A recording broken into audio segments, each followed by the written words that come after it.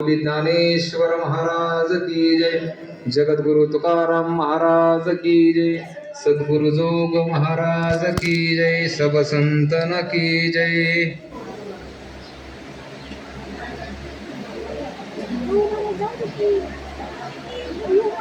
अहिंसा सत्यम क्रोधस त्यागस शांतिरपौषणम, दया भूतेश्वरोलुप्तम मार्दवम हीरचापलम।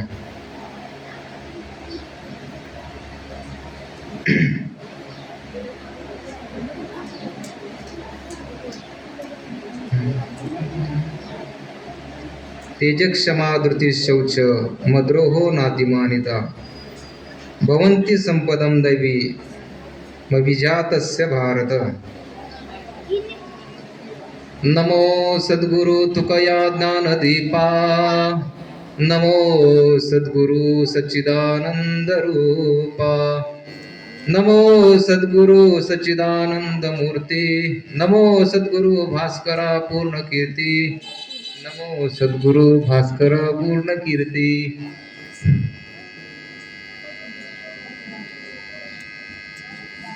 काय माझी वाणी मानेल संतासी, रंजवो चित्तासी आपुलिया, माझी वाणी तुझे वर्णी गुणनाम, ऐसे देई प्रेम काही कळा।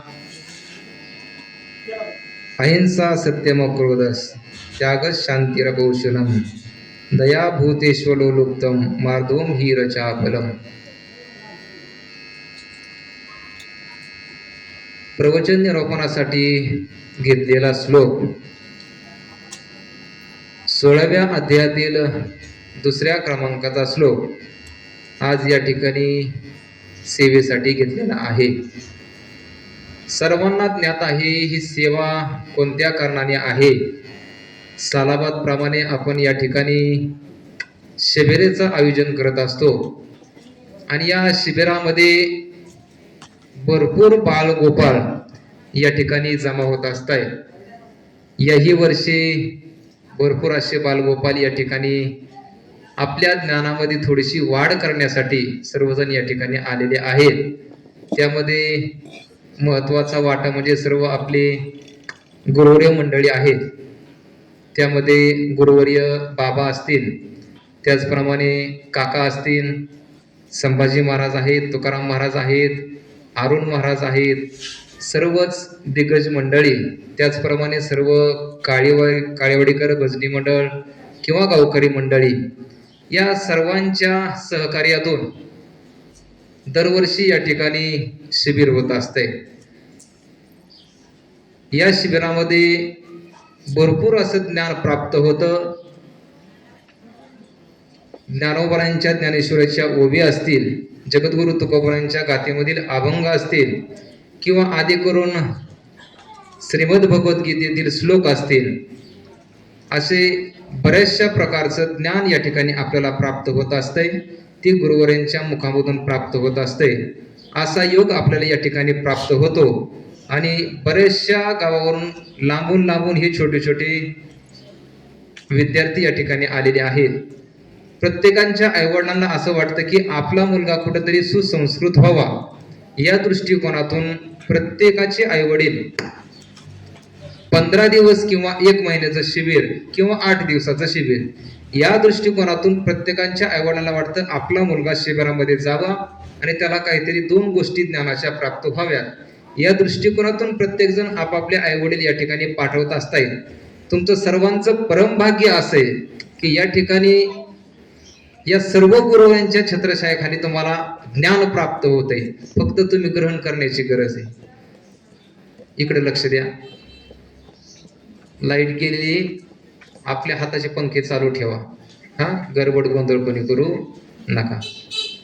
पंखे चालू ठेवा जेणेकरून शेजारच्याला हवा लागेल, आपल्याला नाही लागली तरी चालेल, पण शेजारच्याला हवा लागली पाहिजे। म्हणजे प्रत्येकाला असं वाटतं की आपला मुलगा कुठेतरी सुसंस्कृत, त्याला ज्ञान प्राप्त व्हावं, या दृष्टिकोनातून सगळ्यांची वाटचाल या ठिकाणी चालू आहे। म्हणून हे शिबिराचं आयोजन दरवर्षी चालू असते आणि या शिबिरामध्ये बरेचसे महाराज मंडळी या ठिकाणी प्रवचन सेवा केलेली आहे। या प्रवचन सेवेचं प्रत्येकाचं वेगवेगळा भाग या ठिकाणी निवडून दिलेला आहे किंवा प्रत्येकाला वेगवेगळा श्लोक दिलेला आहे, प्रत्येकाला वेगळे गुण दिलेले आहेत. म्हणजे अशी जे काही गुणवान महाराज मंडळी होती, या सर्व गुणवान महाराज मंडळीने ह्या गुणांचा विचार पहिल्यांदाच केलेला आहे. 16व्या अध्यायातील गुणांचा विचार पहिल्यांदा भरपूर प्रकारे केलेला आहे. या 16व्या अध्यायाचं चिंतन करत असताना गुणांचा विचार सांगितलेला आहे. या अगोदरही काही श्लोकांचं चिंतन या ठिकाणी केलेलं आहे. ते गुणवान महाराज मंडळी असतील, त्याच्यामध्ये संभाजी महाराज आहेत, तुकाराम महाराज आहेत, आदी करून सर्वच अरुण महाराज यांनी सर्वांनी या गुणांचं वर्णन केलेलं आहे. भगवान परमात्म्याने जे हे 16व्या अध्यायामध्ये 26 गुण सांगितलेले आहेत, याचा विचार या ठिकाणी आपल्याला सर्वांना मिळून करायचा आहे. त्या गुणाचा विचार करत असताना सर्वांना जरी गरम होत असलं तरी त्या गरमाईतून आपल्याला ज्ञान प्राप्त होतं, ही चांगली गोष्ट आहे. त्याच्यामुळे कोणी हालचाल करायची नाही. अहिंसा सत्यम क्रोधस त्यागस शांतिरपौशुलम दयाभूतेशोलोलुप्तम मार्दोम हीरचाकुलम. भगवान परमात्म्याने या 16व्या अध्यायामध्ये 26 गुणाचा विचार या ठिकाणी सांगितलेला आहे. त्यामध्ये प्रत्येक पदाचा विचार आहे. पण आता महत्वाचे जे पद आहेत ते आपल्याला या ठिकाणी ह्री, आचपल, तेज आणि क्षमा या 4 गुणाचा 4 पदाचा या ठिकाणी आपल्याला विचार करायचा आहे. भगवान परमात्म्याने या ठिकाणी दैवी संपत्ती या अध्यायामध्ये आपल्याला सांगितलेली आहे. दैवी संपत्तीचा विचार या अध्यायामध्ये आपल्याला पाहायला मिळतो. दैवी संपत्ती का एकदा प्राप्त झाली की मनुष्याला दुसरं काही प्राप्त करण्याची आवश्यकता नाही. जीवनामध्ये काही गोष्टी आपल्याला प्राप्त होता येत न होता येत. भौतिक दृष्टीने जर विचार केला तर माणसाच्या जीवनामध्ये काही गोष्टी प्राप्त होतात. त्या गोष्टीमध्ये माणसाला आनंद प्राप्त होतो, पण तो आनंद क्षणाचा आनंद असतो, जास्त दिवस तो आनंद टिकत नाही. भौतिक सत्तेमध्ये विचार केला तर भौतिक सत्ता सांगते की एखादी वस्तू जर तुम्हाला प्राप्त झाली संसारामध्ये, म्हणजे या पृथ्वी तलावरती एखादी वस्तू जर प्राप्त झाली तर त्या वस्तूची आनंदाची तीव्रता कुठपर्यंत असू शकते? जास्तीत जास्त 5 मिनिटं, 1 तास, 2 दिवस, 8 दिवस, याच्या पलीकडे त्या सुखाची तीव्रता राहू शकत नाही. उदाहरण जर सांगायचं झालं तर मला सांगा, कोणाच्या घरी टीव्ही आहे? जवळजवळ 90% सगळ्यांच्या घरी टीव्ही आहे. कोण कोण पाहतं टीव्ही? कोण पाहतं टीव्ही? सगळे पाहतात का? उद्यापासून टीव्ही बंद करायचा आणि मोबाईल बघायला सुरुवात? नाही, तसं नाही करायचं. टीव्ही बंद करायचा म्हणजे मोबाईल बघायचा नाही, मोबाईल ही बघायचा नाही आणि टीव्ही सुद्धा बघायचा नाही. टीव्ही बघायचा किती? फक्त 15 मिनिटं दिवसातून बघायचा. ते पण फक्त जगामध्ये काय चाललंय याचा आपल्याला अनुभव येण्यासाठी, जगामध्ये काही गोष्टी घडतात हे कळण्यासाठी फक्त 15 मिनिटं टीव्ही बघायचा. मग मोबाईल किती वेळ बघायचा? कमीत कमी 8 तास पाहिला. किती तास पाहिला पाहिजे? नाही, 8 तास पाहता कामा नाही. किती वेळ बघावा? बघूच नाही, तुमचं वयच नाही बघायचं. अजिबात मोबाईल बघायचा नाही. म्हणजे काही गोष्टी आहेत ज्या आपल्याला मिळतात, पण त्या गोष्टी मिळाल्यानंतर त्याचं सुख जास्त वेळ येत नाही. सगळ्यांच्या घरी टीव्ही आहे, सर्वांनी हो म्हणून सांगितलं. मला सांगा, एखाद्या घरी टीव्ही नवीन आणला, तुम्ही किती दिवस जास्त वेळ टीव्ही पाहता? जास्तीत 1 दिवस, 8 दिवस, 5 दिवस. आणि 5 दिवसानंतर टीव्ही जर फुटला तर त्याचा आनंद राहतो का तुमच्या जवळ? नाही राहत. म्हणजे एक टीव्ही घरामध्ये आणला आणि तो टीव्ही 8 दिवस पाहिला, पण 8 दिवसानंतर तो टीव्ही फुटला. जेवढं आणण्याचं सुख प्राप्त झालं होतं ते आणण्याचं सुख निघून गेलं का राहिलं? निघून गेलं. म्हणजे दुःख पदरामध्ये पडलं. म्हणजे बहुतेक या दृष्टिकोनाने विचार केला तर काही गोष्टीमध्ये असं होतं की एखादी वस्तू प्राप्त होऊन देखील त्यामध्ये आपल्याला दुःख प्राप्त होतं. पण भगवान परमात्म्याचे या ठिकाणी नामस्मरण चिंतन जर केलं तर निश्चितप्रमाणे आपल्याला त्याचं फळ प्राप्त झाल्याशिवाय राहत नाही, समाधान प्राप्त झाल्याशिवाय राहत नाही. संसारामधील एखादी वस्तू जर प्राप्त झाली, एखादी गोष्ट जर प्राप्त झाली तर तो आनंद प्राप्त होतो, पण क्षणाचा आनंद प्राप्त होतो. पण परमार्थातील एखादी वस्तू जर प्राप्त झाली तर ती कायमस्वरूपी टिकणारी असते. म्हणून कोणतीही गोष्ट प्राप्त करत असताना परमार्थातील एखादी गोष्ट प्राप्त करून घेणं हे आपलं परम कर्तव्य आहे. भौतिक जर विचार केला तर कुठलीही वस्तू प्राप्त केली तर ती जास्त दिवस टिकत नाही, किंवा एखादी वस्तू प्राप्त झाली तर त्याचं सुख मिळत नाही. तुम्हाला साधंच उदाहरण जर सांगायचं झालं तर एक मनुष्य रस्त्याने चालला होता आणि जाता जाता बराचसा वेळ निघून गेला. कुठेतरी बसावं म्हणून तो डोंगराच्या ठिकाणी गेला आणि तिथे सावलीला बसला. बसल्या बसल्या मनुष्य शांत बसत नाही. बसल्या बसल्या त्या मनुष्याने काय केलं, माती खणायला सुरुवात केली. कुठं? डोंगरावरती. जसं तुम्ही इथं बसल्यानंतर शांत बसत, तसं तो मनुष्य डोंगरावरती गेला आणि डोंगरावरती गेल्यानंतर माती खणायला सुरुवात केली. कशाने खांदायला सुरुवात केली? हाताने खांदायला सुरुवात केली. बराचसा वेळ निघून गेला आणि आपल्या नशिबाला तो दिस बसला की मला भगवान परमात्म्याने काहीच दिलं नाही. फुटकी कवडी सुद्धा त्या भगवान परमात्म्याने मला दिलं नाही. काय करावं? नशिबाला दोष देत बसला आणि माती खणू लागला. खणता खणता खणता त्याला एक टणक वस्तू काहीतरी सापडली. काहीतरी एक टणक वस्तू सापडली म्हणून त्या मनुष्याने विचार केला याच्या खाली काहीतरी असावं. त्या मनुष्याने आणखीन खांदलं आणि खांदल्यानंतर एक वस्तू त्याला प्राप्त झाली. ती होती एक सोन्याची मूर्ती. काय होती?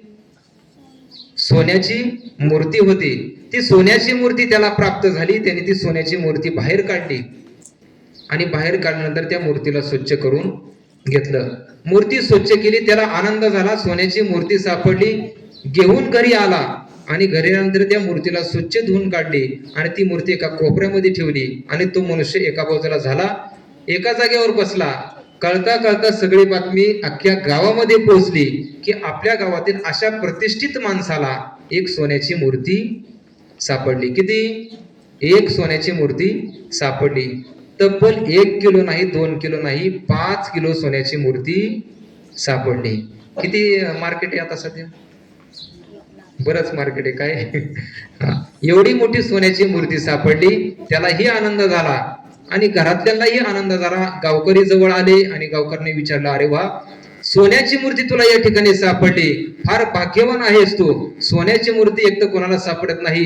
एवढं मोठं सोन्याचं मार्केट असताना तुला सोन्याची मूर्ती सापडली, फार भाग्यवान आहे. पण त्याचे 2-3 मित्रमंडळी त्या ठिकाणी आली आणि आल्यानंतर त्यांनी विचार केला, याला सोन्याची मूर्ती सापडून सुद्धा हे एका कोपऱ्यामध्ये जाऊन बसला, याचं कारण तरी काय असावं. ते 2-3 मित्रमंडळी त्याच्या जवळ गेले आणि त्याला विचारलं, अरे दादा, तुला सोन्याची मूर्ती सापडली असताना सुद्धा तू एका कोपऱ्यामध्येच का जाऊन बसला? तोंड पाडले, 12 वाजल्यासारखे तुझ्या तोंडावरती दिसत आहेत, काय झालं असं? त्याने सांगितलं, अरे बाबा, मला सोन्याची मूर्ती सापडली हे खरंय, पण तुम्ही सोन्याची मूर्ती नीट पाहिली का? मित्रांनी सांगितलं, हो, सोन्याची मूर्ती आम्ही नीट पाहिली. ज्याला मूर्ती सापडली त्याने त्या मित्रांना सांगितलं, एक काम करा म्हणते, सोन्याच्या मूर्ती जवळ जवळ जा आणि ती मूर्ती पूर्ण अशी निहाळा आणि त्या मूर्तीच्या खाली काहीतरी लिहिले ते वाचा आणि मग माझ्या जवळ या. तो मनुष्य असं सांगितलं. ते मित्र त्या मूर्तीजवळ गेले आणि गेल्यानंतर त्या ठिकाणी पाहिलं, अख्खी हुबेहूब मूर्ती सोन्याची दिसते, पण शेवट एक अंडरलाईन लिहिली होती, ही मूर्ती सोन्याची आहे, 9व्या क्रमांकाची. कितव्या? ही सोन्याची मूर्ती 9व्या क्रमांकाची आहे. मित्रमंडळींनी विचार केला, 9व्या क्रमांकाची असो किंवा 1ल्या क्रमांकाची असो, असताना कोणती मूर्ती? सोन्याची मूर्ती. या त्या मित्राने विचार केला, अरे दादा, मूर्ती सोन्याची आहे, 9वी असो किंवा 10वी असो किंवा 1ली असो, सोन्याची मूर्ती तुला सापडली तर दुःख होण्याचं कारण काय? तो मनुष्य म्हणू लागला, मला सोन्याची मूर्ती सापडली, पण ती मूर्ती सापडत असताना मला ही 9व्या क्रमांकाची मूर्ती सापडली, याच्या अगोदरच्या 8 मूर्ती कोणी नेल्या याचा विचार मी करतोय. म्हणजे सोन्याची मूर्ती 5 किलोची सापडून देखील त्या 5 किलो सोन्याचा पैसा आपल्याला किती होणार आहे याची काळजी त्याला लागलेली नाही. पण ज्या पहिल्या 8 मूर्ती आहेत त्या आपल्याला मिळाल्या नाही त्याची काळजी त्याला लागली. म्हणजे सोन्याच्या मूर्ती पूर्ण सापडून सुद्धा त्याला त्याच्यामध्ये सुख प्राप्त झालं नाही. पण त्या सोन्याच्या मूर्तीमध्ये भरपूर पैसे आहेत, मिळणार आहेत, याची जाणीवही त्याला राहिली नाही. म्हणजे संसारामध्ये एखादी गोष्ट प्राप्त झाली तर त्याचं क्षणिक सुख आपल्याला मिळतं, पण परमार्थामध्ये एखादी वस्तू जर प्राप्त झाली ती कायमस्वरूपी टिकणारी अशी वस्तू असते. म्हणून या ठिकाणी भौतिक सत्तेचा जर विचार केला तर भौतिक सत्तेमध्ये कोणतीही गोष्ट आपल्याला प्राप्त झाली तरी ती वस्तू कायमस्वरूपी टिकणारी नाही. दैवी संपत्ती ही कायमस्वरूपी टिकणारी आहे. त्या दैवी संपत्तीमध्ये आपण काय केलं पाहिजे? भगवान परमात्म्याने या अध्यायामध्ये 26 गुणाचा या ठिकाणी विचार सांगितलेला आहे की भगवान परमात्म्याची प्राप्ती करून घेतली पाहिजे. त्याच्याकरता तो परमात्मा आपलासा करूनच घेतला पाहिजे. आपुला तो एक देव करून घ्यावा, तेने विन जीवा सुख नव्हे. तो परमात्मा आपलासा करून घेणं गरजेचं आहे. तसं पाहिलं तर तो परमात्मा आपलासा करून घ्यायची गरजच नाही. का? कारण की परमात्मा आणि आपण वेगळे नाहीत. ममैवांशो जीवलोक जीवभूत सनातन मनश्यष्टानि इंद्रियाणाम प्रकृतिस्थानी कर्षती. भगवान परमात्मा आणि आपण काही वेगळे याच्यामध्ये नाही. परंतु काही गोष्टीमध्ये असं घडतं की आपल्याला त्याची जाणीव नसते. उदाहरण जर सांगायचं झालं तर भर उन्हाळ्यामध्ये आपल्या विहिरी फुल्ल भरलेल्या असतात. कधी? उन्हाळ्यामध्ये विहिरी फुल भरलेल्या असतात आहे ना, काठोकाठ भरलेल्या असतात विहिरी, बरोबर ना? विहीर भरलेली असते उन्हाळ्यामध्ये, नसते. कधी असते? पावसाळ्यामध्ये. हा, पावसाळ्यामध्ये फुल्ल विहीर भरलेली असते. आणि विहीर जास्त दिवस जर उपसली गेली नाही, म्हणजे त्याच्यातलं पाणी जर काढलं गेलं नाही तर त्याच्यावर काय निर्माण होतं? शेवळ निर्माण होतं. आता काही भागामध्ये त्याला वेगळा शब्द वापरला जातो, पण आपल्याकडे सामान्य भाषेमध्ये त्याला शेवळ म्हणतात. मला सांगा, ते शेवळ तयार होण्यासाठी फक्त 1 दिवस लागतो का जास्त दिवसाचा अवधी लागतो? जास्त दिवसाचा लागतो. किती दिवस? कमीत कमी 1 महिना, 2 महिने, 3 महिने याच्या कालावधीच्या पुढे लागतो. मला सांगा, ते शेवळ निर्माण झालं नाही तर जास्त सांगायचं झालं तर आपल्या इंद्रायणी नदीच्या वरती जलपर्णी तयार होती. ती जलपर्णी तयार झाल्यावर असं वाटतं की 1-2 गुंठ ह्याच्यातच घेऊन ठेवा काय ना, असं वाटतं. इतकी जलपर्णी तयार होती की असा पूर्ण बगीचा दिसतो आणि त्या बगीच्यामध्ये असं वाटतं की कोणीतरी गार्डनच तयार केलंय, असा बगीचा तयार होतो. मला सांगा, त्या विहिरीच्या वरती शेवळ निर्माण झाल्यानंतर त्याच्या खाली पाणी असतं का नसतं? असतं ना. पाणी प्यायला मिळतं ना, मिळते प्यायला. पण काय करावं लागतं त्याच्याकरता? त्याच्यावर शेवळ बाजूला केलं की आपल्याला खाली पाणी प्यायला मिळतं. तसं आपलं झालेलं आहे. आपल्याला पहिलंच ज्ञान प्राप्त आहे, पहिलंच आपण भगवान स्वरूप आहे, पण आपल्याला त्याची जाणीव नाही. त्याची आपल्याला जाणीव नसल्यामुळे आपण भगवान परमात्म्याची प्राप्ती करायची असं म्हणतो. भगवान परमात्मे या ठिकाणी ज्ञानोबरांच्या आरतीमध्ये सांगितलेलं आहे, प्रगट गुह्य बोले विश्व ब्रह्मची केले, रामा जनार्दनी पायी टकेच ठेले. पण काय प्रगट केलं? लोपले ज्ञान जगी इथं नेनती कोणी, अवतार पांडुरंग नाव ठेवले ज्ञानी. लोपलेलं ज्ञान प्रगट केलं म्हणजे ज्ञान हे लोपलेलंच नाही, पण आपलं काय झालेलं आहे? शेवळासारखं तरंग निर्माण झालाय. त्याच्यामुळे आपल्याला वाटतं की काय झालेलं आहे? आपल्याला ज्ञान प्राप्त नाही. आपण ज्ञान प्राप्त आहे, आपण भगवान परमात्मा स्वरूप आहे, पण आपल्याला त्याची जाणीव नाही. हा नरदेहच आपल्याला त्याच्यासाठी मिळालेला आहे की भगवान परमात्म्याची भक्ती करण्यासाठी. भगवान परमात्म्याची भक्ती फक्त याच देहामध्ये होत असते, दुसऱ्या कोणत्याही देहामध्ये भगवान परमात्म्याची भक्ती होत नाही. नरदेह निदान लागले हाती, उत्तम सार उत्तम गती, देवची म्हणते का होती तरी का चित्ती न धरावे. संसार करत असताना, अर्थात देह धारण करत असताना परमात्म्यासाठी देह धारण करायचा, दुसऱ्यासाठी देह धारण करायचा नाही. फक्त भगवान परमात्म्यासाठी देह धारण करायचा, त्या परमात्म्याची भक्ती करायची, दुसरी कोणाची भक्ती करण्याची गरज नाही. सामान्य माणसाला भक्ती कशी करावी हे कळत नाही, पण पशु पक्ष्यांना देखील भगवान परमात्म्याची भक्ती कशी करावी, त्या परमात्म्याचं चिंतन कसं करावं याचं छोटंसं उदाहरण तुम्हाला सांगून जातो. रामायणातील एक छोटासा दृष्टांत आहे. ज्यावेळी सीता मातेचं हरण करून ज्यावेळेस रावण निघाला होता, त्यावेळी जटायू हा पक्षी समोर आला आणि जटायूने सांगितलं, ज्या मातेला तू घेऊन चाललेला आहेस ना, ती रामचंद्र प्रभूंची पत्नी आहे, परंतु ती आमची माता आहे, आमचा प्राण जरी गेला तरी तुम्हाला पुढे जाऊ देणार नाही. कोण म्हटलं असं? जटायू हा कोण आहे? मनुष्य आहे का? नाही, एक पक्षी आहे. आणि जटायूने सांगितलं की तुला माझा प्राण जरी गेला तरी मी तुला पुढे जाऊ देणार नाही. रावणाने विचार केला हा एक सामान्य पक्षी आहे, हा आपल्या पुढे काही करू शकत नाही. पण जटायू हा रामचंद्र प्रभूंचा अनन्य सेवक होता. स्वामी काज गुरु भक्ती पितृवचन सेवापती. भगवान परमात्म्याचा अनन्य असा सेवक असणारा तो जटायूने महाराज त्या रावणाला सांगितलं माझा प्राण जरी गेला तरी तू या मातेला पुढे घेऊन जाऊ शकत नाहीस. रावणाने विचार केला हा जटायू आपल्याला काही करू शकत नाही. जटायूने त्या रावणाबरोबर महाराज काय केलं? युद्ध करायला सुरुवात केली. बराचसा वेळ निघून गेला, युद्ध चालूच होतं. रावणाने विचार केला की हा सामान्य पक्षी नाही, कोणीतरी मोठा पक्षी आहे जो आपल्याला टक्कर देतोय, त्या अर्थी हा कोणातरी मोठा पक्षी असला पाहिजे. रावणाने त्या ठिकाणी त्या जटायूला विचारलं अरे बहुतेक तू माळकरी दिसतोयस म्हटला. जटायूने सांगितलं हो मी माळकरीच आहे. रावणाने विचारलं बहुतेक माळकरी खोटं बोलत नाही. जटायूला सांगितलं अरे तू जर खराच माळकरी असेल तर बोल तुझं मरण कशामध्ये. जटायूने सहज सांगून दिलं. सामान्य माणसाला त्या दुर्जनाची बुद्धी कळत न कळे, हा साधूला दुर्जनाची बुद्धी कळत नाही. जटायूने सहज सांगून टाकलं माझं मरण माझ्या पंखामध्ये आहे. तोच जटायूने सांगितलं रावणा माझं मरण विचारून घेतलंस ना, तुझं मरण कशामध्ये. रावणाने महाराज खरं सांगितलं असेल का? रावणाने सांगितलं माझं मरण माझ्या पायाच्या अंगठ्यामध्ये. तो जटायूने भरारी मारली आणि त्या रावणाचा अंगठा तोडणार तेवढ्यात त्या रावणाने दोन्ही पंख त्या जटायूचे छाटले आणि तो रक्ताच्या थरड्यामध्ये जटायू काय पडला? खाली पडला. आणि खाली पडल्यानंतर महाराज आयुष्यभर ज्या भगवान परमात्म्याचं नामस्मरण चिंतन केलं त्याच भगवान परमात्म्याचं शेवटी सुद्धा नामस्मरण करू लागला. हे राम हे राम हे राम. रामचंद्र प्रभूंचं असं भजन करू लागला. आणि करता करता करता महाराज इकडे रामचंद्र प्रभू आणि लक्ष्मण हे दोघही सीता मातेचा शोध घेत असताना भगवान रामचंद्र प्रभूंच्या कानावरती करुण असा ध्वनी आला आणि त्या दिशेने रामचंद्र प्रभू निघाले.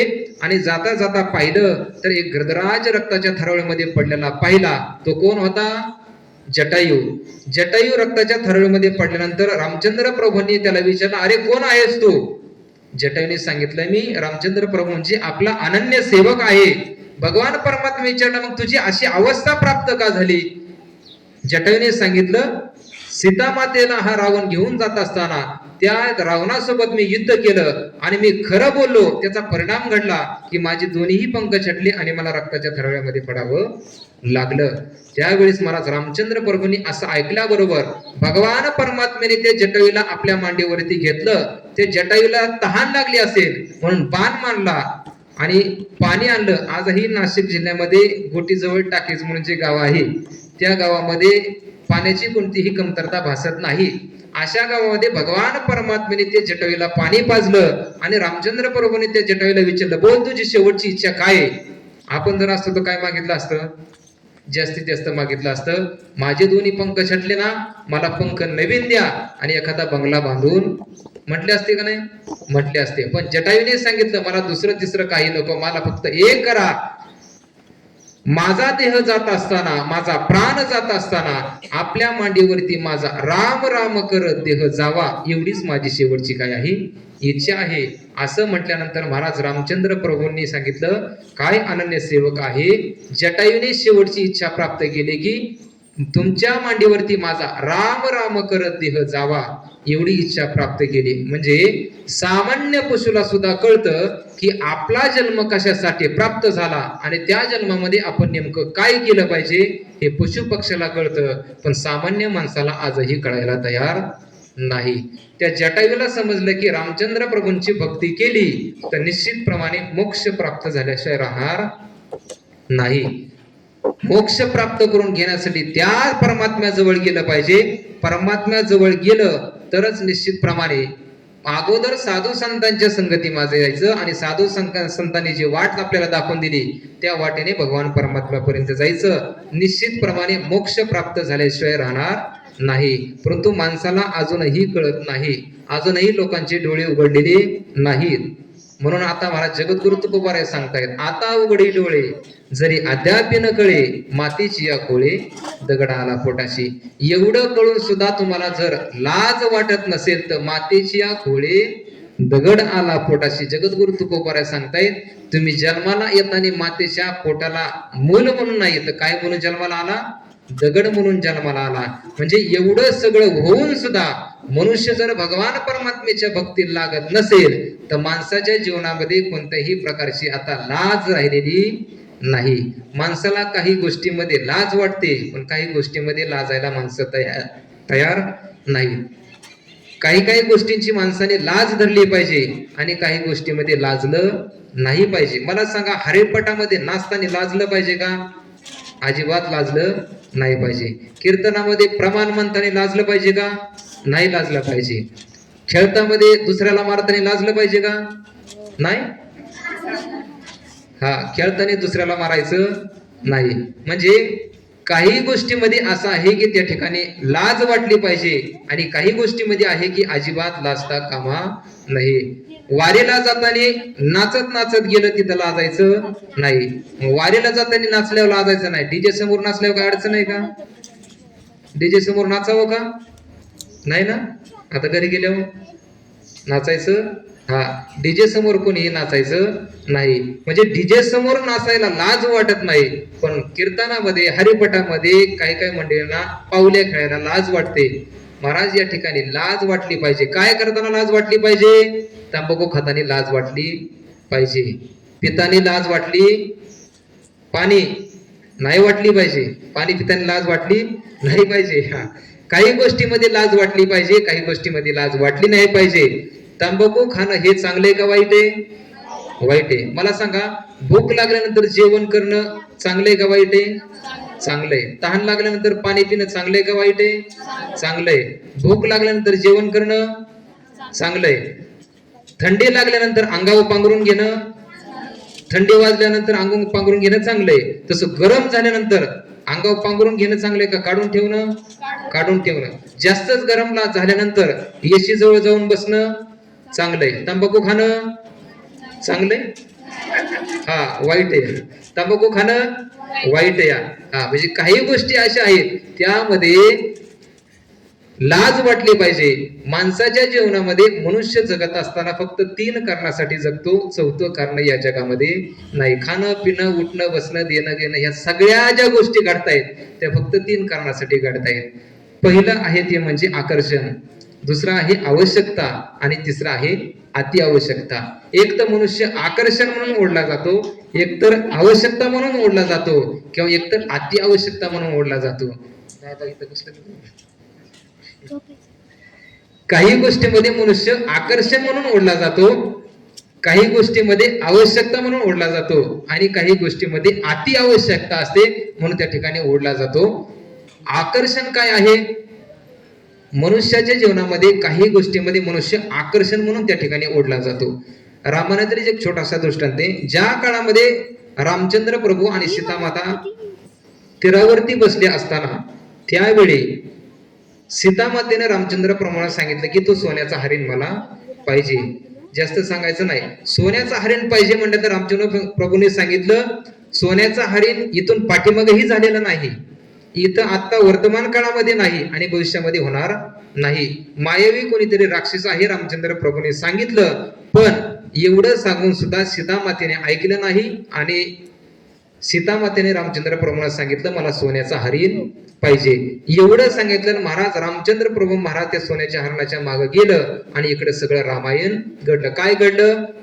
रावणाने जे करायचं ते केलं. म्हणजे फक्त आकर्षण निर्माण झालं. कशाचं? सोन्याच्या हरणाचं आकर्षण निर्माण झालं आणि मनुष्य महाराज त्याच्या मागे गेला की आपल्या जीवनाचं वाटोळ करून घेतो. म्हणजे काही गोष्टीमध्ये मनुष्य आकर्षित म्हणून ओढला जातो, काही गोष्टीमध्ये आवश्यकता म्हणून ओढला जातो. जसं जेवण लागल्यानंतर ते भूक लागल्यानंतर जेवण करणं हे काय आहे? आवश्यक आहे. परंतु तंबाखू खाणं हे आकर्षण आहे का आवश्यक आहे? आकर्षण आहे. तंबाखू खाल्ली नाही पाहिजे. तसं भूक लागल्यानंतर जेवण करणं हे काय आकर्षण आहे का आवश्यक आहे? आवश्यक आहे. पण याही पुढचा जर विचार केला तर श्वासोश्वास घेणं हे आकर्षणामध्ये मोडतं, आकर्षणामध्ये मोडतं का अति आवश्यकतेमध्ये मोडतं? अत्यावश्यकतेमध्ये मोडतं. 8 दिवसामध्ये एवढा परिणाम झाला बघा. काकांच्या छत्रखाल्याच्या आहे बसून हे सर्व गुरुमंडळी आहेत, त्यांच्या छत्रखाल्याच्या आहे बसून तुम्ही हे ज्ञान प्राप्त करून घेतलं की तुम्ही पटपट उत्तर देतायत आणि भगवान परमात्म्याची प्राप्ती होते. काय महत्वाचं आहे, श्वासोश्वास घेणं हे अत्यावश्यक आहे, पण त्याही पेक्षा भगवान परमात्म्याचा संबंध आपल्या जीवनामध्ये होणं त्या श्वासोश्वास करण्याच्याही पलीकडं आहे. म्हणजे जेवढा श्वास घेतो त्या श्वासाच्याही पलीकडे भगवान परमात्म्याचा संबंध म्हणजे भगवान परमात्म्याची भक्ती आपल्या जीवनामध्ये होणं हे अत्यंत महत्वाचं आहे. का? कारण हे सांगेन, संसाराने देह जगत असतो आणि परमार्थाने अंतकरण समाधानी होत असतं. संसाराने देह जगत असतो आणि परमार्थाने अंतकरण समाधानी होत असते. म्हणून ज्यांना अंतकरण समाधानी करून घ्यायचं असेल त्याने भगवान परमात्मा आपलासा करून घेतला पाहिजे. मग काही गोष्टीमध्ये माणसाने लाज बाळगली पाहिजे. कुठं लाज बाळगली पाहिजे? डीजे समोर नसताना लाज बाळगली पाहिजे, पण हरिपाठामध्ये नसताना लाजता कामा नये. म्हणून आपला पहिला शब्द होता हरी, त्याचा अर्थच होतो लाज.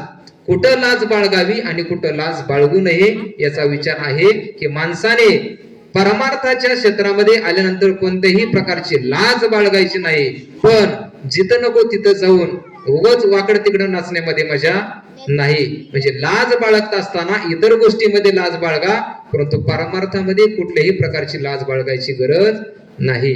म्हणून ही शब्दाचा अर्थ होतो लाज. दुसरा महत्वाचा शब्द आहे आचपल. आचपल शब्दाचा म्हणजे चंचल. चंचल महाराज या ठिकाणी मला सांगितलं अर्थ धैर्य, बरोबर ना?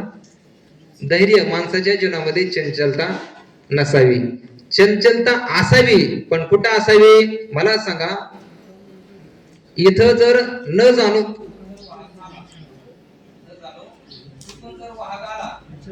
माणसाने चंचल झालं पाहिजे का शांत बसलं पाहिजे? माणसाने वाघ आल्यानंतर लगेच कुठून पळालं पाहिजे किंवा आपलं संरक्षण केलं पाहिजे. म्हणजे काही गोष्टीमध्ये चंचलता अत्यंत महत्त्वाची आहे. चंचलता जिथं पाहिजे तिथं झाली पाहिजे, कुठेही चंचल होऊन जमत नाही. 15व्या अध्यायाचा श्लोक पाठ करण्याकरता पहिल्यांदा श्लोक समजून घ्यावा एक शब्द कळायला 1 दिवस तरी तुम्हाला लागतो. तो 1 दिवस झाल्यानंतर श्लोक पाठ होऊन काही काळ असा जातो की त्या काळामध्ये आपल्याला थोडंसं चंचलता कमी करावी लागते. माणसाच्या जीवनामध्ये जर चंचलता असेल तर त्या चंचलतेने मनुष्य काही गोष्टी प्राप्त करू शकत नाही. मला सांगा, माकड चंचल असतं का शांत असतं? चंचल. किती चंचल असतं? या झाडावरून त्या झाडावर, त्या झाडावर या झाडावर, अशी चंचलता माणसाच्या माकडाच्या जीवनामध्ये असते. हे माकड कधीही एका जागेवर शांत होत नाही.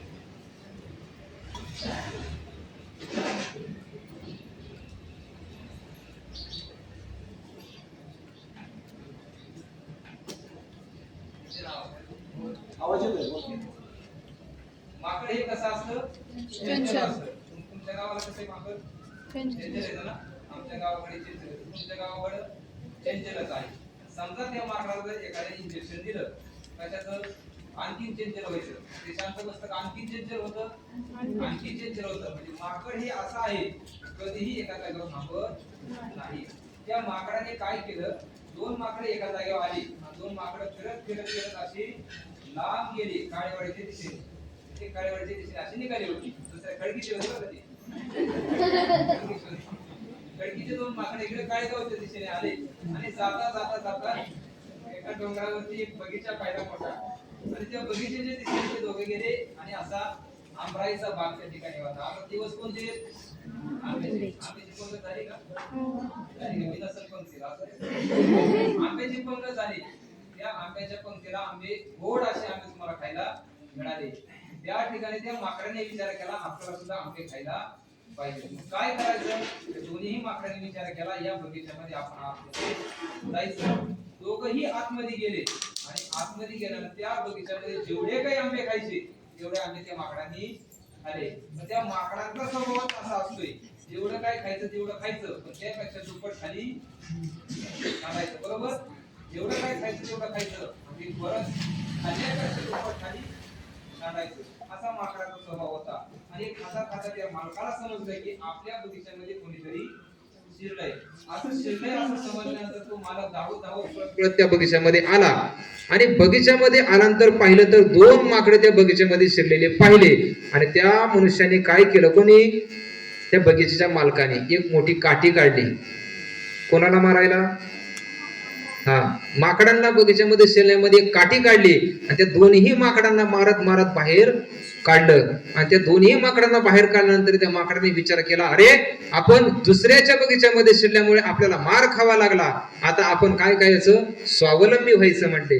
आता दुसऱ्याच्या बगीच्यामध्ये आपण जायचं नाही, अजिबात दुसऱ्याच्या बागेमध्ये जायचं नाही. काय करायचं आता म्हणले, आता एक काम करायचं, आपण स्वावलंबी व्हायचं. एका माकडाने काय केलं, एक आंब्याचं झाड आणलं आणि ते आंब्याचं झाड लावलं आणि दुसऱ्या माकडाने ते आंब्याच्या झाडाला पाणी घातलं. आणि दोन्ही माकडं त्या आंब्याच्या झाडाच्या शेजारी जाऊन बसले.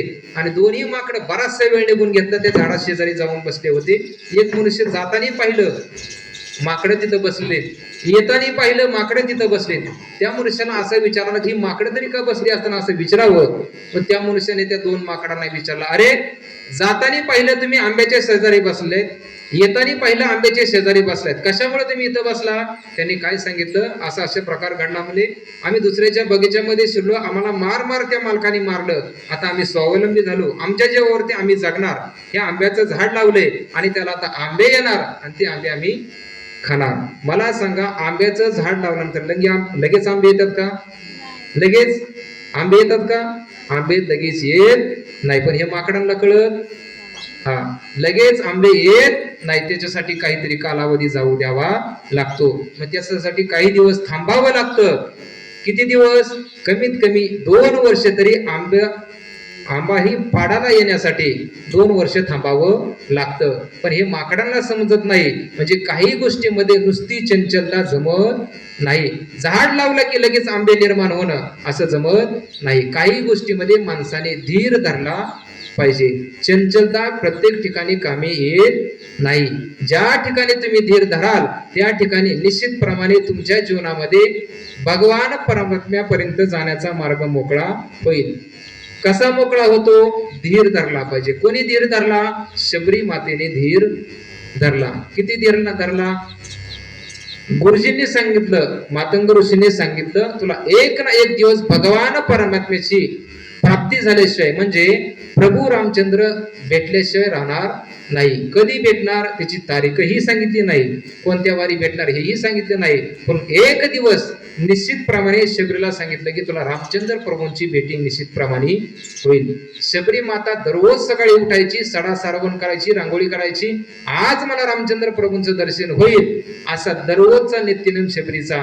1 दिवस नाही, 2 दिवस नाही, जोपर्यंत रामचंद्र प्रभूंची भेट होत नाही तोपर्यंत शबरीने धीर धरला. पण एक दिवस अशा उजाडला की त्या दिवसामध्ये रामचंद्र प्रभूंचं दर्शन शबरी मातेला झालं. म्हणजे कोणत्याही गोष्टीमध्ये धीर धरणं अत्यंत महत्वाचं आहे. सगळ्या ठिकाणी चंचलता असता कामा नये. माणसाने चपळता ठेवावी. तुम्हाला सांगून गेलं, चपलता कुठे ठेवावी? एखादा वाघ जर समोर आला तर आपण पटकन उठून बाजूला व्हावं. पण ज्ञानच प्राप्त करून घ्यायचं असेल तर त्याच्यासाठी धीर धरावा लागतो. जास्त चंचलता अंगामध्ये नसावी लागते. म्हणजे काही गोष्टीमध्ये मनुष्याने लाज बाळगली पाहिजे, काही गोष्टीमध्ये मनुष्याने चंचलता कमी केली पाहिजे, आणि काही गोष्टी अशा आहेत त्याच्यामध्ये मनुष्याने या पदामध्ये सांगितलेलं आहे की चंचलता आहे, ज्याच्याजवळ चंचलता आहे त्याला भगवान परमात्म्याची प्राप्ती होण्यासाठी वेळ लागू शकतो. पण ज्याच्याजवळ धैर्य नावाची शक्ती आहे तो निश्चितप्रमाणे भगवान परमात्म्या जाण्यासाठी त्याला जास्त कालावधी लागत नाही. मला सांगा, एखादा मुलगा जन्माला आला की इथं येऊन बसतो का? तुझं किती वय आता? 11. तू जन्माला आला का इथे येऊन बसला का? नाही ना. तुला किती वर्ष लागले इथे यायला? 11 वर्ष इथे यायला लागले. म्हणजे एखादी गोष्ट होण्यासाठी काही कालावधी जाऊ द्यावा लागतो. मनुष्य जन्माला आल्यानंतर मनुष्याला काही गोष्टीची आवश्यकता, म्हणजे पहिलं बळ महत्वाचं आहे ते म्हणजे शारीरिक बळ असणं महत्वाचं आहे. शारीरिक बळ ज्या मनुष्याला आहे तो पुढचं कोणतंही कार्य करू शकतो. दुसरं महत्वाचं बळ आहे ते म्हणजे धैर्याचं बळ. ज्या मनुष्याच्या जीवनामध्ये धैर्याचं बळच नाही असा मनुष्य आपल्याला येरवड्याच्या ठिकाणी पाहायला मिळतो. बरेचसे माणसं आजही आपल्याला रस्त्याने वेड्यावाने फिरायला पाहायला मिळत आहेत. त्यांच्या जीवनामध्ये कोणत्याही प्रकारचं धैर्य राहिलेलं नसते. आजही आपण बघा काळीवडीमध्ये बघा, नसले तुमच्याकडे दिसत आमच्या खडकीमध्ये या, हा म्हणजे काळीवडीमध्ये नसतेनच मला वाटते. पण खडकीमध्ये एखादं तुम्हाला येडच बघायचं असेल तर खडकीमध्ये या, मी तुम्हाला दाखवतो. हा मग ते येड कशामुळे झालेलं असते तर त्याचं धैर्य नावाची शक्ती त्याच्यातून निघून गेलेली असते. त्याच्याजवळ जर धैर्य असतं तर निश्चितप्रमाणे जे समाजामध्ये जी वागणूक आहे ती त्याच्या ठिकाणी निर्माण झाली असते. पण त्याच्याजवळचं जे धैर्य आहे ते धैर्य निघून गेल्यामुळे ते असं येड्यासारखे इकडे तिकडे फिरत बसलेले असतात. धैर्य नावाची शक्ती ज्याच्याजवळ आहे तो निश्चितप्रमाणे आपल्या जीवनामध्ये सफल होऊ शकतो. त्याही पुढे महत्वाचं बळ आहे ते म्हणजे पैशाचं बळ महत्वाचं आहे आणि बुद्धीचंही बळ महत्वाचं आहे. थोडंसं अवांतर होईल पण सांगतो. पैशाचं बळ पण महत्वाचं आहे आणि बुद्धीचं बळ महत्वाचं आहे. एखाद्या जवळ पैसा असू शकेल पण बुद्धी असेल असं सांगता येत नाही. एखाद्या जवळ बुद्धी आहे पण पैसाच असेल असं सांगता येत नाही. ज्याच्याजवळ बुद्धी आहे त्याच्याजवळ पैसा नसतो आणि ज्याच्याजवळ पैसा आहे त्याच्याजवळ बुद्धी नसते. दोन्हीही एका ठिकाणी, सरस्वती आणि लक्ष्मी कधी एका ठिकाणी जवळजवळ थांबत नाही. पण ज्याच्याजवळ बुद्धी आहे त्याच्याजवळ पैसा नसतो आणि ज्याच्याजवळ पैसा आहे त्याच्याजवळ बुद्धी नसते. दोन मित्र होते आणि त्या मित्राने विचार केला. तो म्हणायचा बुद्धीचं बळ मोठं, एक म्हणायचा कशाचं बळ, पैशाचं बळ मोठं. दोघंही भांडणं करू लागले. काही कोणाचं घेणं नाही देणं नाही काही नाही. बसल्या बसल्या दोघं बसले एका ठिकाणी. एक म्हणायचा बुद्धीचं बळ मोठं, दुसरा म्हणायचा पैशाचं बळ मोठं. दोघांनी विचार केला पण इथं काय न्याय निवाडा होणार नाही. काय करावं, तो म्हणला दुसरं तिसरं काय करू नका, राजवाड्यामध्ये चला, आपण राजाला विचारू बुद्धीचं बळ मोठं की पैशाचं बळ मोठं, कशाचं बळ मोठं आहे. म्हणून त्या ठिकाणी राजवाड्यामध्ये गेले आणि राजाला विचारलं, राजेसाहेब बुद्धीचं बळ मोठं का पैशाचं बळ मोठं. राजेसाहेबांनी विचार केला, बुद्धीचं बळ मोठं जर म्हटलं तर ही लोक आपल्याला सल्ला देणार नाहीत, ते सल्ला देतील पण पैशावाल्याची जर बाजू घेतली तर हे आपला टॅक्स भरणार नाहीत. राजाने विचार केला, तुमचं दोघांचं खरंय पण काय म्हणले, मला 2 दिवसामध्ये काय निर्णय देता येत नाही. तुम्ही काय करा, शेजारच्या राजवाड्यामध्ये जा आणि तिथं ते राजे आहेत तुम्हाला त्याचा निर्णय देतील.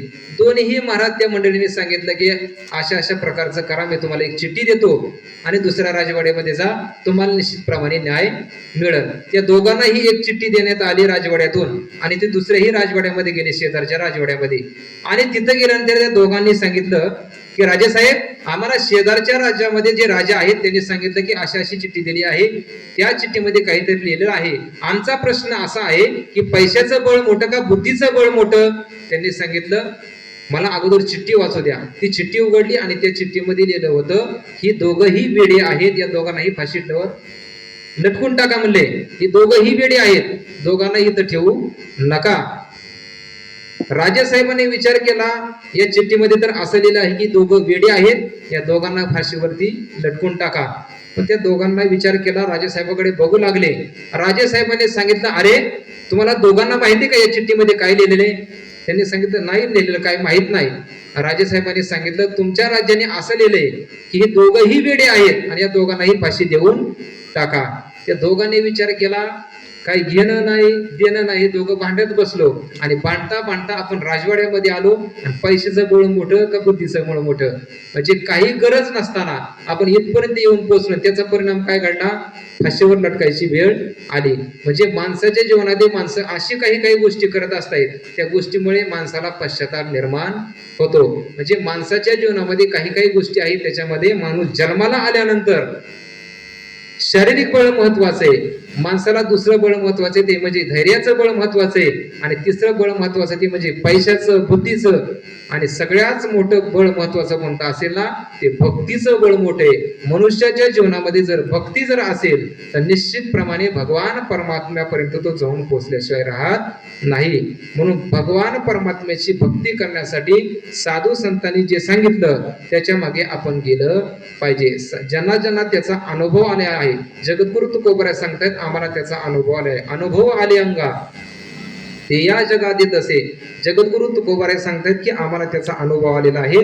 त्याचा अनुभव ज्यांना ज्यांना आला आचनच्या पाठीमागे आपण गेलं पाहिजे, तेव्हा निश्चितप्रमाणे भगवान परमात्म्यापर्यंत आपण जाऊन पोहोचू. हे निश्चितप्रमाणे आहे. त्यामध्ये चंचलता नसावी, माणसाला कोणत्याही प्रकारची लाजही नसावी. आणि तिसरा महत्वाचा शब्द आहे म्हणजे तेज.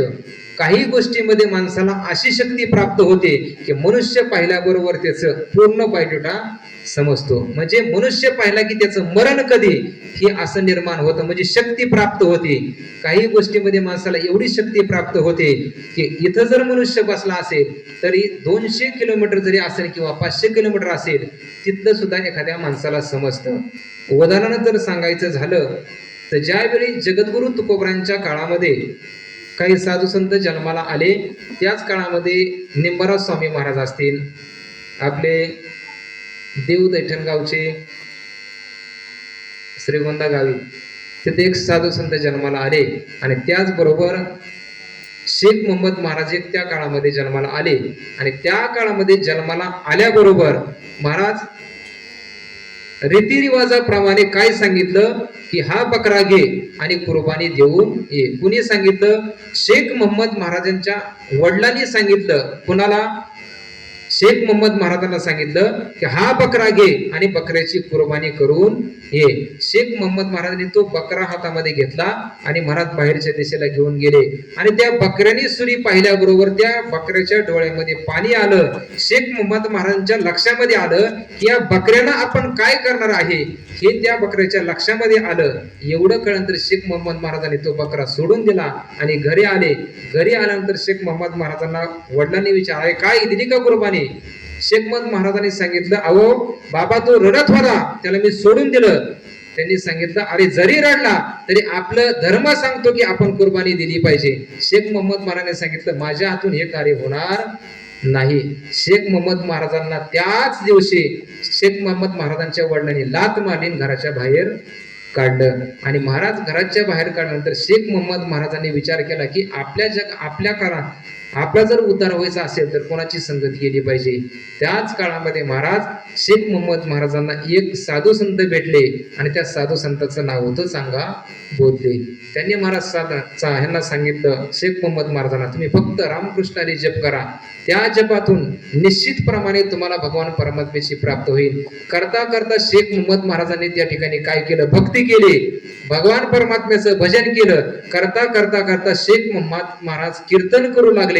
आणि कीर्तन करता करता सर्व समाज त्यांच्या पुढे येऊन बसू लागला. आणि एक दिवस असा प्रसंग घडला की शेख मोहम्मद महाराज कीर्तन करत असताना शेख मोहम्मद महाराजांनी हात चोळले असं केलं. पण बऱ्याचशा अशा कीर्तनकारांमध्ये जे श्रवण करणारे होते त्यांनी विचार केला की शेख मोहम्मद महाराज कीर्तनामध्ये कधीही हात चोळत नाही, पण आज हात चोळे याचं कारण काय? सर्व कीर्तन होऊन दिलं आणि नंतर कीर्तन झाल्यानंतर श्रवण करणारी मंडळी होती हे बाजूला आले आणि शेख मोहम्मद महाराजांना विचारले महाराज तुम्ही आजपर्यंत कधीही हात चोळणे आम्ही पाहिलं नाही, पण तुम्ही आज कीर्तनामध्ये हात चोळत होता याचं कारण तरी काय घडलं? शेख मोहम्मद महाराजांनी सांगितलं ज्यावेळी आपण कीर्तनामध्ये बसलो होतो त्याच काळामध्ये ज्या देहूर गावी जगद्गुरु तुकोबारायच्या कीर्तनामध्ये होत्या त्या कीर्तन मंडपाला आग लागली होती. त्या मंडपाची आग विझवण्याचं काम मी इथून करत होतो असं शेख मोहम्मद महाराजांनी सांगितलं. पण महाराज लोक विश्वास ठेवायला तयार नाही. लोकांनी लगेच चाचपणी सुरुवात केली. एक दोघ जण लगेच देहूला गेले आणि देहूला गेल्यानंतर विचारला अहो जगद्गुरु तुकोबारायांचा काल या ठिकाणी कीर्तन सोहळा होता का? त्यांनी सांगितलं होता. मग ज्या कीर्तनामध्ये जगद्गुरु तुकोबार कीर्तन चालू असताना होते त्या मंडपाला आग लागली होती? हो म्हणले आग लागली होती. आग विझली कशाने? त्यांनी सांगितलं आम्ही विझवली नाही, पण आपोआप आग विझली गेली. त्याचं कारण होतं शेख मोहम्मद महाराजांनी इकडं ज्या कीर्तनामध्ये हात चोळले त्या कीर्तनामध्ये हात चोळल्याबरोबर तिकडे जगद्गुरु तुकोबारायांच्या मंडपाची आग सुद्धा विझली गेली. एवढी शक्ती महाराज भगवान परमात्म्याची सेवा केल्यानंतर भगवान परमात्म्याचं नामस्मरण केल्यानंतर प्राप्त होते. म्हणजे जवळजवळ श्रीगोंदा गावे ते देहूचं 200 किलोमीटरचं अंतर असलं पाहिजे. इथपर्यंतच अंतर आपण नुसतं हाताने सोडल्याने मंडप विजला जातो. ही शक्ती जर प्राप्त कुठनं होत असेल तर ती फक्त भगवान परमात्म्याच्या नामस्मरणाने प्राप्त होते. ते एक प्रकारचं तेज आहे. असं तेज जर आपल्याला प्राप्त करून घ्यायचं असेल तर त्या भगवान परमात्म्याची भक्ती केली पाहिजे. त्या भगवान परमात्म्याच्या भक्तीशिवाय हे साध्य होणार नाही. त्या भगवान परमात्म्याची भक्ती करण्यासाठी काय करावं? साधू संतांच्या मागे गेलं पाहिजे. साधू संतांच्या मागे जाण्यासाठी आपण शिबिराला आलं पाहिजे. त्यावेळेस साधू संतांची भेट होते. पुढच्या वर्षी सगळ्यांनी शिबिराला यायचं. सगळे शिबिराला येणार? किती जण येणार आहेत? हे हात वर करा की नसलं येत पुढच्या वर्षी उचलून आणायचे जे आलं नाही. हा सगळ्यांनी पुढच्या वर्षी शिबिराला यायचंय. म्हणजे या ठिकाणी तुम्हाला ज्ञान प्राप्त. तुम्ही नको संभाजी महाराज, तुम्ही नका संभाजी महाराज हात वर करायला लागले. मला पण यायचं होतं बरं का, पण ह्यांनी 8 टाकले. हे वयाची 8 टाकले नाही तर मी येणार होतो शिबिराला. वयाची 8 म्हणून मी आलो नाही तर मला 15 दिवस यायचं होतं बरं का. असं ते पुढच्या वर्षी 8 काढून टाका, मी येतो शिबिराला. काकामध्ये 8 काढून टाकतो. असो, या ठिकाणी आपण या अध्यायाचा विचार करत असताना मनुष्याच्या जीवनामध्ये फ्रीमध्ये लाज मनुष्याने बाळगावी तर कुठं बाळगावी? इतर ठिकाणी ज्या ठिकाणी जाऊ नये अशा ठिकाणी जाऊन जर नाचत असेल तिथं लाज बाळगावी. पण हरिपटामध्ये नाचताना कोणत्याही प्रकारची लाज बाळगू नये. दुसरा महत्वाचा मुद्दा आहे तो म्हणजे चंचलता असावी. कुठं असावी? जिथं चंचल पाहिजे तिथं मनुष्याने चंचल राहिलं पाहिजे. जिथं चंचलता नसावी तिथं माणसाने धैर्य धरून राहिलं पाहिजे. माणसाच्या जीवनामध्ये तेज प्राप्त होण्यासाठी साधू संतांच्या संगतीमध्ये गेलं पाहिजे. आणि चौथा महत्वाचा मुद्दा सांगितलेला आहे तो म्हणजे क्षमा. मनुष्याच्या जीवनामध्ये कितीही काही झालं तरी मनुष्याने क्षमा करणं गरजेचं आहे. त्याच्यामध्ये साधंच उदाहरण जर सांगायचं झालं तर एखाद्या लहान मुलाने घरातला एखादा मौल्यवान वस्तू खाली पडल्यानंतर फुटला तर तो मनुष्य कितीही महाराज रागीट असू द्या, कितीही रागीट असू द्या, मला सांग बाळा, तुझ्या घरी वडिलांनी तुला कधी मारलं? ज्यावेळेस एखादी लईच मोठी चूक झाली तर एखादा फटका दिला असेल. मला सांग, LCD मोठा टीव्ही आणलाय, किती मोठा? असा मोठा तुझ्या हातामध्ये बसत नाही एवढा टीव्ही आणला आणि तू दुसऱ्या दिवशी फोडला तर किती मार देईन तुला वडील? जास्तीत जास्त 2 चापटा मारते, ह्याच्यावर मारणार नाही. म्हणजे उद्याच्याला गेलं फोडायचं नाही बरं का. हा, टीव्हीच नाही का? अरे वा, दुसरं काय मोबाईल तर असेल ना, तो फोड मग घरी गेला, नको फोडू. हा म्हणजे किती जरी मुलगा त्या ठिकाणी वडील रागिडी जरी असले तरी मुलाच्या हातून एखादी जर चूक घडली तरी वडील त्या ठिकाणी त्या मनुष्याला क्षमा केल्याशिवाय राहत नाही. क्षमावान आहेत कोण? नाथ महाराजांच्या अंगावरती 108 वेळा येऊन अंगावरी थुंकावला, प्रसाद देऊनी मुक्त केला. काय केलं? 108 वेळा महाराज नाथ महाराजांच्या अंगावरती जर थुंकला असला तरी महाराज नाथ महाराजांनी त्याला क्षमा केली. शेवट महाराज त्यांनीच नाथ महाराजांच्या चरणावरती लोटांगण घातलं. आणखीनच उदाहरण सांगायचं जर झालं तर महाराज द्रौपदीचे 5ही पुत्र मारून सुद्धा ज्या ठिकाणी क्षमा केली जाते असे उदाहरण जर आपल्या जीवनामध्ये घेतले तर आपला राग आपोआप निघून गेल्याशिवाय राहणार नाही. अशी मोठी मोठी उदाहरण जर आपण त्या ठिकाणी घेतले तर आपल्याही जीवनामध्ये कोणत्याही प्रकारचा राग राहणार नाही. आपणही क्षमावान होऊन जाऊ. मग या ठिकाणी 16व्या अध्यायामध्ये जे काही गुणाचं वर्णन केलेलं आहे त्याच्यामध्ये थोडंसं चिंतन करायचंय. मला माहितच नव्हतं काका एवढे असतात प्रवचनाला, मी आलोच नसतो. हा, 16व्या अध्यायामध्ये हे 26 गुणाचं जे वर्णन केलेलं आहे या गुणामध्ये काही थोडेसे आपल्याला चिंतन सांगितलेले आहेत. त्याच्यामध्ये आजच्या ज्या श्लोकामध्ये जे आहेत त्यामध्ये अहिंसा सत्यम क्रोधस त्याग शांतिरपौषणम दया भूतेशो लोलुप्तम मार्दम हिर चापलम. हिर चापलम म्हणजे ही आणि चापलम हे 2 अक्षर या ठिकाणी दिली होती. आणि दुसरी महत्वाची तेज आणि क्षमा. अशा प्रकारचं या ठिकाणी चिंतन होतं. आता या ठिकाणी चिंतन काही चांगलं केलेलं नाही मला हे माहिती. हे खेळीमेळी आपलं सगळ्यांच्या, तुम्ही जसं मला प्रोत्साहन देता तसं आपण या ठिकाणी चिंतन केलेलं आहे. सगळे या ठिकाणी मोठे मोठे आहेत गुरुवरी मंडळी, त्यांच्या समोर सांगायचं म्हणजे आज कसं झालंय माहिती का? आपण जे संस्थेमध्ये कीर्तन करतो तसं झालंय. ही परीक्षा चालू होती म्हणायचं आजची. संस्थेमध्ये कीर्तन करायला लावायचं आणि खाली परीक्षा घ्यायची. तसं बाबा इथं बसले तर इथून अगोदर कधीच बाबा प्रवचन नव्हते. आज बसले, मला वाटतं प्रवचन करावं का न करावं. बाबांनी या ठिकाणी असो, या ठिकाणी भगवान परमात्मे जे 26 गुण सांगितलेले आहेत त्यामध्ये काही गुणांचा विचार या ठिकाणी अगोदर येऊन गेलेला आहे आणि इथून पुढेही 1-2 दिवसामध्ये जे काय आहेत त्याचा विचार होणार आहे. तदनंतर आपल्याला गुरुवरांच्या कीर्तनातून आपल्याला ज्ञान प्राप्त होणार आहे. असं सर्व हे नियोजनबद्ध कार्यक्रम या ठिकाणी आपण सालाबाद प्रमाणे करतो. हे शिबिराचं आयोजन करतो. या शिबिरामध्ये काळेवाडीकर सर्व अन्नदाते असतील किंवा सर्व शिकवणारे असतील. आमचे अरुण महाराज तर 8 दिवस इथं राहतात. खूप महाराज या ठिकाणी 18 दिवस राहतात. हा 8 दिवस पण तुमच्याकडून तर हाय काय होते मला, तेव्हा मी 8 दिवस म्हणलं होतं. म्हणजे 18 दिवस या ठिकाणी राहतात. अशा प्रकारे 18 दिवस महाराज अरुण महाराज सुद्धा राहतात. असो, या ठिकाणी भगवान परमात्म्याने जशी मला बुद्धी दिली त्याप्रमाणे मी या ठिकाणी 2-4 पदाचा या ठिकाणी उच्चार केलेला आहे. जसं माझ्या बुद्धीला पटेल तसं केलं. त्याच्यामध्ये सगळंच बरोबर असं काही नाही. जेवढं माझ्या बुद्धीला पटेल तेवढं या ठिकाणी सांगण्याचा प्रयत्न केलेला आहे. झालेली सेवा जगद्गुरु तुकोबाराय ज्ञानोबाराय आदी करून सर्व साधू संतांच्या चरणी गुरुवरांच्या चरणी समर्पित करतो आणि या ठिकाणी सेवेला पूर्ण